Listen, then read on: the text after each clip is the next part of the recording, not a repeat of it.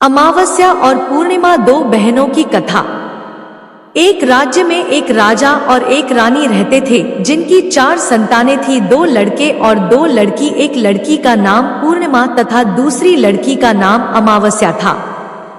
पूर्णिमा घर के कामों में निपुण थी और घर का पूरा काम करती थी और भगवान की पूजा अर्चना भी किया करती थी।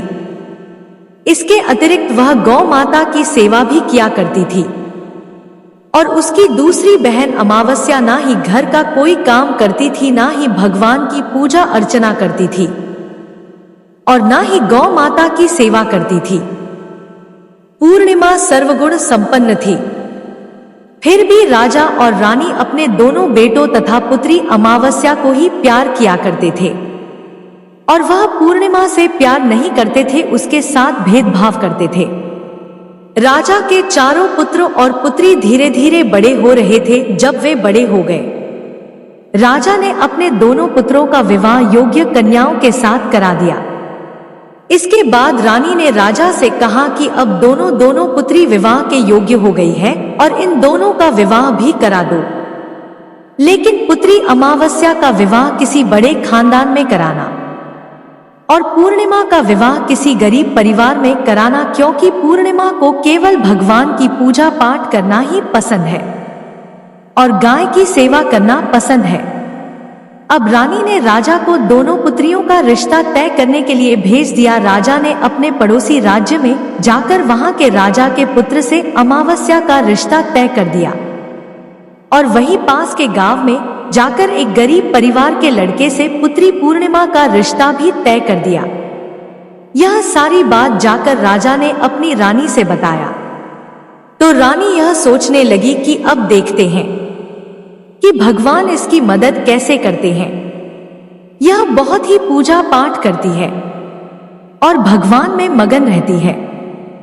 पूर्णिमा का भाई और उसकी भाभी पूर्णिमा से बहुत प्यार करते हैं, क्योंकि पूर्णिमा उनके घर के कामों में उनका साथ देती है और कामों में उनका हाथ बताती है। और यही उनकी दूसरी बहन अमावस्या उन पर अपना रोक जमाती है और घर का कोई कार्य नहीं करती। कुछ समय बीत जाने के बाद दोनों पुत्रियों का विवाह हो जाता है। राजा और रानी की विवाह के बाद अपनी दोनों पुत्रियों को विदाई देते हैं।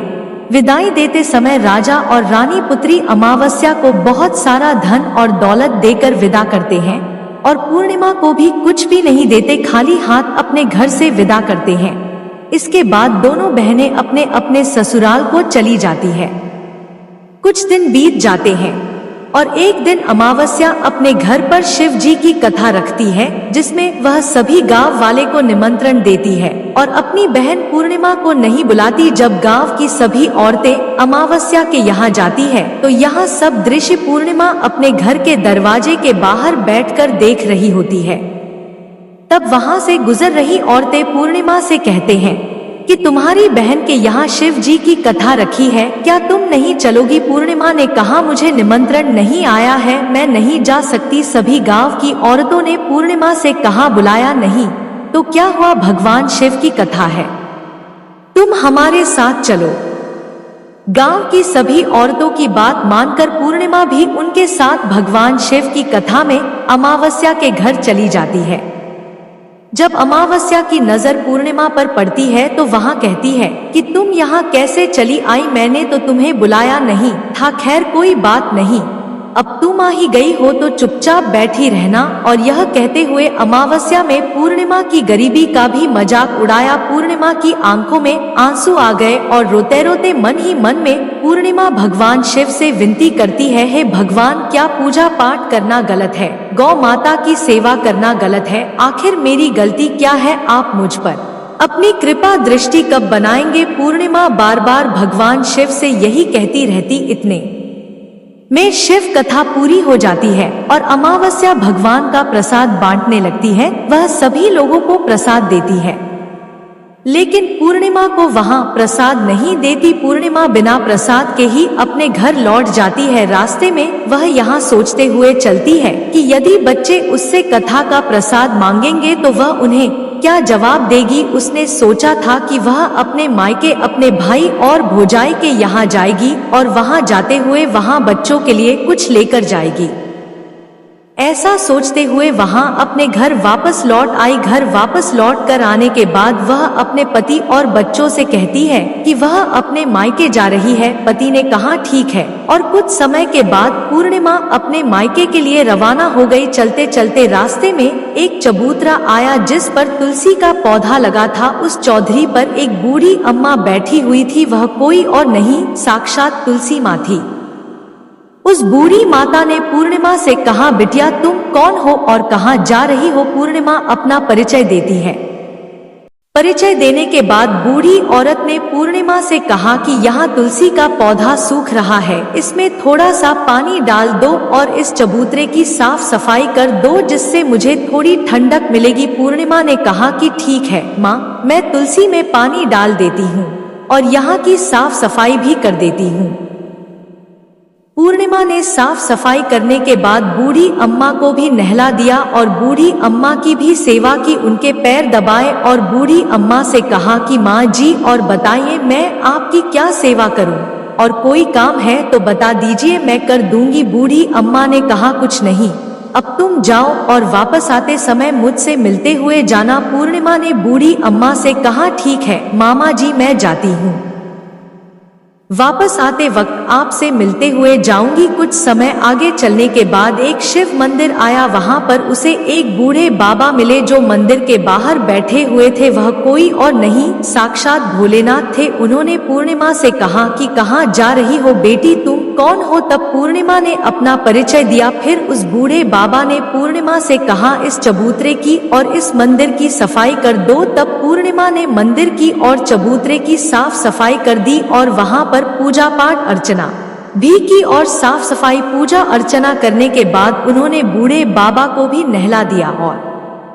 उनसे कहा कि बाबा और कोई काम हो तो बताइए। तब बूढ़े बाबा ने कहा नहीं बेटी, अब तुम जाओ और वापस आते वक्त मुझसे मिलते हुए जाना। पूर्णिमा ने कहा ठीक है बाबा, मैं जाती हूँ, वापस आते हुए आपसे मिलते हुए जाऊंगी। आगे चलते चलते कुछ दूर चलने के बाद पूर्णिमा को एक काली जी का मंदिर दिखा। वहां भी एक बूढ़ी अम्मा चबूतरे पर बैठी हुई थी। उस बूढ़ी औरत ने भी पूर्णिमा से कहा कि बेटी तुम कौन हो, कहाँ जा रही हो। तब पूर्णिमा ने उस बूढ़ी औरत को भी अपना परिचय दिया। बूढ़ी औरत ने पूर्णिमा से कहा कि यहाँ पर सभी पूजा पाठ करने के लिए आते हैं, लेकिन मंदिर की साफ सफाई करने के लिए कोई नहीं आता, इसीलिए तुम मंदिर की और चबूतरे की साफ सफाई कर दो। पूर्णिमा ने कहा ठीक है माताजी, और पूर्णिमा मंदिर की और चबूतरे की साफ सफाई कर देती है और पूजा पाठ भी करती है और माताजी का श्रृंगार कर देती है और उस बूढ़ी अम्मा को भी नहला देती है और बूढ़ी अम्मा के पैर दबाती है और कहती है कि सभी काम हो गया है माँ जी, और कोई काम हो तो बताइए। बूढ़ी अम्मा कहती है कि नहीं बेटी, अब तुम जाओ, लेकिन वापस आते वक्त मुझसे मिलते हुए जाना। पूर्णिमा कहती है ठीक है, और वह आगे चली जाती है। आगे चलते चलते एक नदी आती है। वहां पर भी एक बूढ़ी अम्मा बैठी रहती है और वहां कहती है कि बेटी तुम कौन हो और कहां से आई हो। उसे भी पूर्णिमा अपना परिचय देती है। बूढ़ी औरत पूर्णिमा से कहती है कि नदी पर स्नान करने तो यहाँ पर सब आते हैं, लेकिन यहाँ की साफ सफाई कोई नहीं करता, इसलिए तुम इस किनारे पर साफ सफाई कर दो। पूर्णिमा कहती है ठीक है माजी, और वहाँ की साफ सफाई कर देती है और उस बूढ़ी अम्मा के पैर दबा दी है और कहती है माँ जी, और कोई काम हो तो बताइए। बूढ़ी औरत कहती है कि कुछ नहीं बेटी, तुम जाओ, लेकिन वापस आते वक्त मुझसे मिलते हुए जाना। और वहाँ नाव में बैठकर नदी के दूसरे किनारे पहुँच जाती है और वहां अपने मायके के घर पहुंच जाती है। वहां पर पूर्णिमा के भाई और भाभी उसे देखकर बहुत खुश हो जाते हैं और वे पूर्णिमा की बहुत खातिरदारी करते हैं और उससे बहुत सारी बातें करते हैं और कहते हैं कि बच्चों को भी साथ में लेकर आती तो बहुत अच्छा होता। अब कुछ समय के बाद पूर्णिमा ने वापस अपने ससुराल जाने को कहा तो उसकी भाभी ने उसके लिए एक साड़ी दी और खेलों में बच्चों के लिए कपड़े और खाने पीने की कुछ चीजें रख दी और कहा कि तुम बहुत दिनों के बाद आती हो। और पूर्णिमा की भाभी ने यह थैला पूर्णिमा के हाथ में दे दिया और कहा कि जाओ और जल्दी वापस आना। इसके बाद पूर्णिमा वहां से अपने ससुराल के लिए रवाना हो गई और उसी की नदी के किनारे पहुंची और नाव में बैठकर दूसरे किनारे पर उतर गई। वहां पर उतरने के बाद वहां पर उसे वही बूढ़ी अम्मा मिली जो साक्षात गंगा मैया थी। उस बूढ़ी अम्मा ने पूर्णिमा को एक फैला दिया और कहा कि इसे तुम अपने घर जाकर ही खोलना। अब पूर्णिमा के पास बहुत पहले हो गए थे। उन्हें लेकर पूर्णिमा वहां से रवाना हुई। आगे कुछ दूर चलने पर काली माँ का मंदिर आया। वहां पर काली माँ बूढ़ी माँ के रूप में विराजमान थी। उसने कहा, आ गई बेटी पूर्णिमा। पूर्णिमा ने कहा, हाँ माजी मैं आ गई। तो काली माँ ने उसे एक फैला दिया और कहा, तुम यहाँ थैला अपने घर जाकर खोलना। अब पूर्णिमा के पास 3 थैले हो गए थे। तीनों थैली लेकर पूर्णिमा आगे बढ़ी। कुछ दूर जाने पर शिव जी का मंदिर आया जहां बूढ़े बाबा के रूप में शिव जी स्वयं विराजमान थे। बूढ़े बाबा ने कहा, पूर्णिमा तुम वापस आ गई। पूर्णिमा ने कहा, हाँ बाबा मैं वापस आ गई। बूढ़े बाबा ने भी पूर्णिमा को एक फैला दिया और कहा कि यह थैला तुम घर जाकर ही खोलना। पूर्णिमा ने कहा, ठीक है बाबा। अब पूर्णिमा के पास 4 थैले हो गए थे। अब पूर्णिमा 4 थैले पहले को अब कैसे ले जाती। उसने एक पुरानी साड़ी निकाली और उन सभी खेलों का एक गड्ढा बना लिया और सर पर रख कर वहां से रवाना हो गई। कुछ दूर जाने के बाद उसे तुलसी माँ बूढ़ी औरत के रूप में मिलती है और कहती है, पूर्णिमा तुम आ गई। पूर्णिमा कहती है, हाँ माजी में आ गई। वह बूढ़ी औरत भी उसे एक थैला देती है और कहती है कि यह थैला तू अपने घर जाकर ही खोलना। पूर्णिमा कहती है, ठीक है माजी। अब पूर्णिमा के पास 5 थैले हो गए थे। पूर्णिमा वहां से रवाना हुई तो वापस अपने घर पहुंच गई। पूर्णिमा ने बच्चे को नीचे रखा और सबसे पहले अपने मायके का थैले खोल कर देखने लगी। उसमें बच्चों के लिए अच्छे अच्छे कपड़े और खाने पीने की चीजें थी और उसने कुछ गहने भी थे। पूर्णिमा ने कपड़े अपने बच्चों को दे दिए और खाने पीने की चीजें भी बच्चों को दे दी। बच्चे यह सब पाकर बहुत खुश थे। आप पूर्णिमा ने दूसरा फैला खोला जो उसे गंगा मैया ने दिया था। उसमें ढेर सारे हीरे जवाहरात सोना चांदी आदि था। इसके बाद अब पूर्णिमा ने तीसरा थैला खोला जो उसे काली माँ ने दिया था। उसमें बहुत सारा सोना सिंगार का सामान भरा हुआ था। इसके बाद पूर्णिमा ने चौथा थैला खोला जो उसे भगवान शिव ने दिया हुआ था। उसमें बहुत सारा धन संपत्ति भरा हुआ था और बहुत सारी खुशियां भरी हुई थी। इसके बाद अब पूर्णिमा ने 5वां थैला खोला जो उसे तुलसी माँ ने दिया था। उसमें चावल दाल और 7 प्रकार की खाने की चीजों से भरा हुआ था। अब पूर्णिमा के घर में किसी भी चीज की कमी नहीं थी। उसका घर धन धान्य से भरा हुआ था और परिपूर्ण था। अब पूर्णिमा और उसका परिवार सुख में जीवन व्यतीत करने लगा। अब पूर्णिमा के मन में विचार आया कि क्यों ना शिव जी की कथा कराई जाए और शिव जी की कथा में एक कार्यक्रम रखा। पूर्णिमा ने गांव के सभी लोगों को निमंत्रण दिया और घर घर जाकर सभी लोगों को बुलाया। पूर्णिमा अपनी बहन अमावस्या के घर भी गई और अमावस्या को भी शिव जी की कथा के लिए उसने अपने घर पर बुलाया।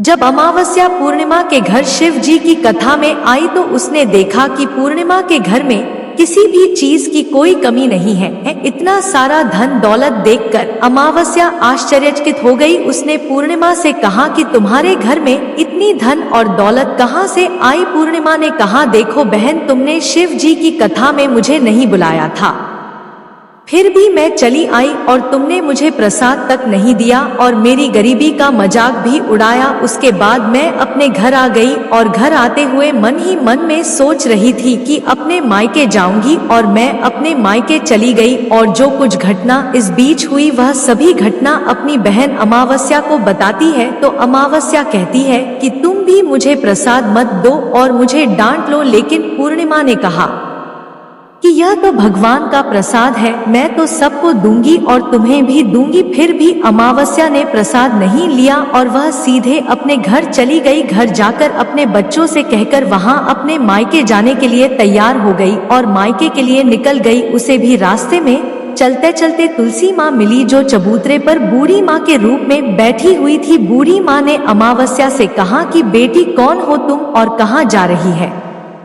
अमावस्या ने अपना परिचय दिया। बूढ़ी माँ ने कहा बेटी यह तुलसी का पौधा सूख रहा है, इसमें थोड़ा सा पानी डाल दो और इस चबूतरे की साफ सफाई कर दो। इस पर अमावस्या ने कहा बुढ़िया तुझे दिखाई नहीं दे रहा कि मैंने इतनी महंगी साड़ी पहन रखी है, यह गंदी हो जाएगी। ऐसा कहकर वहां से आगे चली गई। आगे जाने पर उसे भगवान शिव मिले जिसे भी उसने ऐसा ही कहा। उसके बाद आगे जाने पर उसे काली माँ मिली जिससे भी उसने यही सारी बातें कही। आगे जाने पर उसे गंगा मिले जिसे भी उसने यही सब कहा और आगे चली गई। इसके बाद अमावस्या जब नाव में बैठने लगी तो उसे नाव में फूलों की जगह कांटे भरे थे जो उसके पैरों में शुभ रहे थे। किनारे पर उतरकर वहां अपने मायके चली गई। जब वहां उसे उसकी भाभियों ने तथा भाइयों ने देखा तो मन ही मन में कहने लगे कि काम की ना काज की, 2.5 मन अनाज की अबाही गई हो तो ठीक है, पूर्णिमा तो हमारे कामों में हाथ बताती थी, यह कोई काम करेगी तो नहीं। अब उन्होंने खाना बनाया और खा पीकर सभी सो गए। अमावस्या जब सुबह उठी और अपनी भाभियों से कहा कि मैं अपने ससुराल जा रही हूँ। उन्होंने कहा कि ठीक है जाओ। अमावस्या बोली पूर्णिमा को तो तुमने एक फैला दिया था और मुझे कुछ नहीं दोगे क्या? भाई और भाभी ने कहा कि तुम घर जाओ, थैले तुम्हारे घर पहुँच जाएगा। फिर अमावस्या वहाँ से निकल गई और नदी के किनारे पर पहुँची। वहाँ गंगा मैया बूढ़ी औरत का रूप धारण करके बैठी हुई थी। बूढ़ी माँ ने कहा आ गई बेटी? तो उसने कहा हाँ मैं आ गई। अमावस्या ने कहा तुमने पूर्णिमा को एक फैला दिया था और मुझे नहीं दोगी क्या? बूढ़ी अम्मा ने कहा तुम घर जाओ, थैले तुम्हारे घर पहुंच जाएगा। इसके बाद आगे जाने पर उसे काली मैया मिली जिसने भी अमावस्या को यही कहा। इसके बाद आगे जाने पर उसे शिव भगवान मिले जिन्होंने भी अमावस्या से यही कहा। इसके बाद आगे जाने पर उसे तुलसी माँ मिली और उसने भी अमावस्या से यही कहा तुम घर जाओ, थैले तुम्हारे घर पहुंच जाएगा। अमावस्या अपने घर पहुंच गई है। आंगन में ने देखा तो वहां पर 5 थैले पड़े हुए थे। अमावस्या ने मन ही मन सोचा कि अब तो मेरे पास बहुत सारी धन और दौलत आ जाएगी। जल्दी जल्दी उसमें सभी थैले को खोला। किसी में मिट्टी थे तो किसी ने पत्थर, किसी में कंकर और किसी में कोयला। उसे मायके से भी कुछ नहीं मिला था, इन थैले में कुछ भी नहीं था। अमावस्या दौड़ती हुई पूर्णिमा के घर गई और कहती है कि तुम्हें तो इतना सब कुछ मिला, मुझे तो कुछ नहीं मिला, आखिर क्यों? तो पूर्णिमा कहती है कि जब मैं अपने मायके जाती हूँ तो अपनी भाभियों के साथ उनके कामों में हाथ बताती हूँ, उनके साथ मिलकर काम करती हूँ, लेकिन तुम ऐसा कुछ नहीं करती, उनकी इज्जत भी नहीं करती, इसीलिए वह तुम्हें भला क्या देंगे। इसके बाद तुमने गंगा मैया को ठुकरा दिया और काली माँ को भी ठुकरा दिया और भगवान शिव को भी तुमने ठुकरा दिया, इसलिए उन्होंने भी तुम्हें कुछ नहीं दिया। अमावस्या कहती है कि बहन तुम मुझे माफ कर दो, मैंने तुम पर हमेशा अत्याचार किया है, मुझे कुछ नहीं मिला तो कोई बात नहीं, मैं भी भगवान की भक्ति करूंगी और सब कुछ प्राप्त कर लूंगी, मुझे इन सब चीजों का रहस्य बताओ। तो पूर्णिमा ने कहा कि तुम 3 सूत्र का ज्ञान ले लो और उसकी कथा करना। पहले सूत्र में दया मांगना और दूसरे सूत्र में कथा मांगना और तीसरे सूत्र में 108 बार ओम नमः शिवाय का जाप करना। बहन भगवान ने यह सूत्र दिए हैं, इनको अपने हृदय में बसा लेना। मैंने भी यह 3 सूत्र अपने जीवन में अपनाए थे और सच्चे मन से भगवान की भक्ति पूजा पाठ की थी। फिर भगवान ने मुझे यह सब कुछ दिया और तुम्हारे पास जो कुछ था वह भी सब खत्म हो गया। इसके बाद अमावस्या अपने घर गई और भगवान की पूजा पाठ करने लगी। भगवान शिव से उसने माफी मांगी और गौ माता की सेवा भी की और दूसरों की मदद भी करने लगी। जय श्री हरि विष्णु। अगर वीडियो पसंद आई तो हमारे चैनल को सब्सक्राइब करें। धन्यवाद।